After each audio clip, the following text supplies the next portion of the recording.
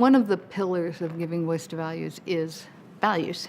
And when I was creating Giving Voice to Values, I really had to think about this question of, are we being too normative? How do we decide what is the appropriate thing to do?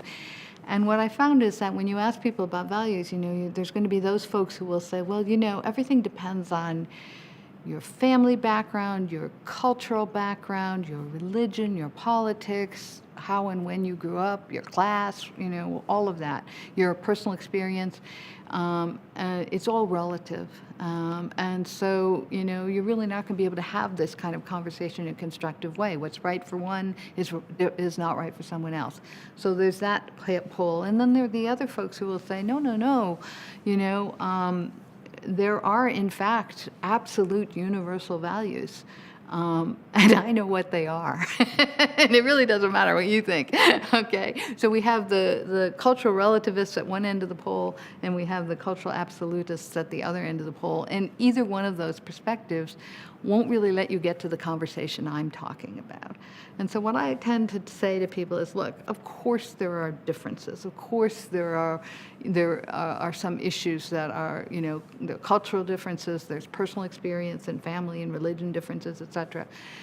But nevertheless, we do know from our own experience and from research from many fields, both philosophy and psychology, but also biology, that there tend to be some values that tend to guide our species. And philosophers call them the hypernorms. And the good news is that allows for the idea of a common ground for some of these conversations. The other news is it's a really short list, okay? And they tend to be really high level, things like compassion or integrity or fairness. And so one of the things I tell people is when we're thinking about GVV, there's going to be issues where this is gray, but there are those issues where most of us actually probably agree this is the right thing to do or this is the wrong thing to do. And what we're focusing on with GVV are those places, where most of us, not everyone, but most of us are going to be guided by certain core values. And so when you encounter a values conflict, the first thing we'll say to people is, well, ask yourself, does this rise to the level of one of these hypernorms? Or is this simply a matter of my own personal religion, personal preferences, personal politics, personal family values, whatever?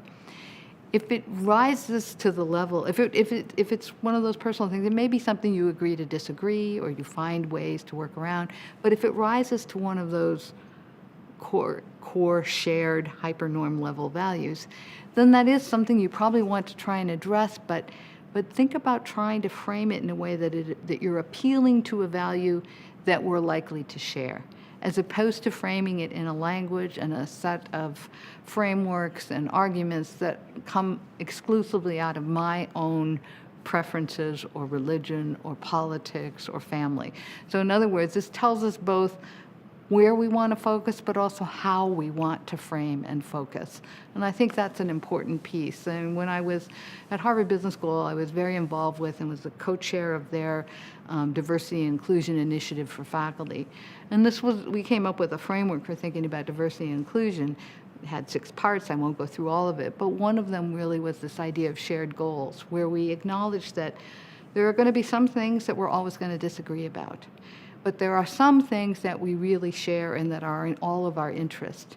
And so those are the things that we're going to work with. So for example, I might not agree with your religious views or your political views, but I do have to treat you respectfully within this organization because we have the shared goal of the organization thriving and succeeding, and in that case, educating future leaders. And so we share that. We're both committed to that. So we don't necessarily have to agree about everything in order to jointly serve that goal or that purpose. So when I think about ethical leadership in an organization, I think you really want to identify the equivalent of those universal hypernorms for the organization, and agree that there are going to be some things that we will probably always disagree on, but that doesn't mean I don't respect you, and that doesn't mean that I don't treat you respectfully. I may not respect your view, but I'm going to respect you as a human being and treat you respectfully because we have this shared goal that is important to both of ours thriving. And that's, I think, true in businesses as well.